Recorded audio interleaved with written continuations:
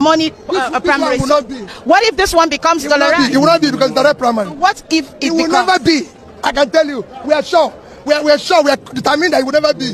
That we are a new set of people ready to sacrifice. I'm asking that if Atiku Abubakar becomes the presidential candidate here, what would happen? Nobody will be. Everybody will emerge through a transparent primary. All right. I assure you of that primary. We want to build a new Nigeria. That Nigeria is the Nigerian that will be built on transparent primaries and good election, because we're going to rebuild the country. I believe you can feel how Peter Obi was sounding in that video. And you can tell that he was sounding so displeased and hurt. But you will never know the truth, and you won't understand his frustration until you listen and watch this carefully. Although Peter Obi was ready to work with Atiku, it seems like Peter Obi doesn't really trust Atiku, or perhaps he doesn't like his style of politics. This is not just about what he said, but how he said it. If you listened carefully to Peter Obi, it was clear he was not comfortable with what was happening behind the scenes. This was not a casual disagreement. This was a statement made out of frustration.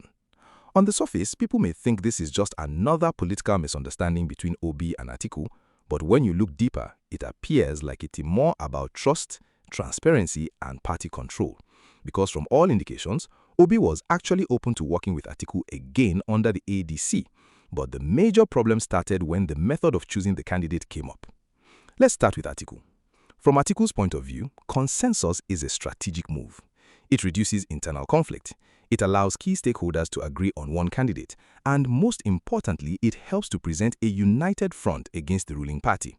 In fact, this same kind of arrangement played a role in how the APC opposition came together in 2015 to defeat the PDP incumbent government.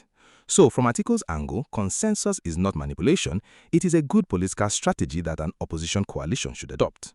Because as it stands now, the opposition should have focused on how to win first before talking protocols. Now, look at it from Obi's side. Obi is approaching this from a completely different mindset. He is insisting on direct primary because to him, that is the only way to ensure credibility and sustain democracy. Because when the ADC move into consensus, decisions may no longer be made openly, and political negotiations and money transactions may replace transparency. And in a system where money and structure already play a huge role, that process can easily be controlled by those with stronger political networks and higher financial capacity. So when Obi says no to consensus, he is not just being difficult. He's only trying to avoid being part of a system he believes can be influenced by money, a system that may not reflect the true will of party members. Now, bring both positions together. On one side, you have Atiku, who is completely focused on strategy, unity, and political calculation. On the other side, you have Obi, who is focused on process, transparency, and credibility.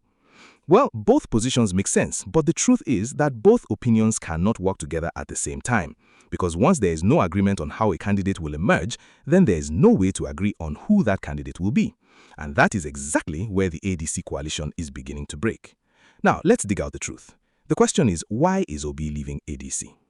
Peter Obi confirmed that he is leaving the African Democratic Congress, according to his statement on his Twitter account.